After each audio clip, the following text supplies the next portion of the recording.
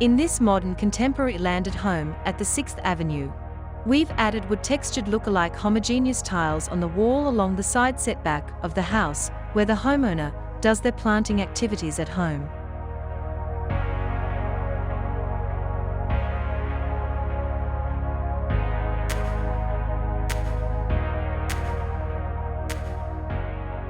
We've integrated elements from both the original home with the new mix that would spark the interior.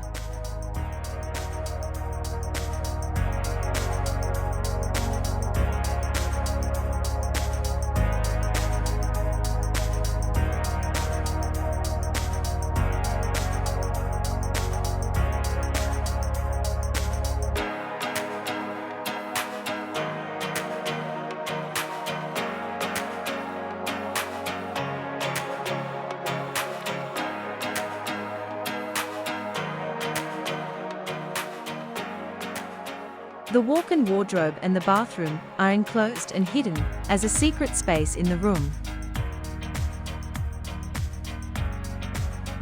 Adding in the jacuzzi bathtub, turning the bathroom ambience into an indulgent space for the homeowner.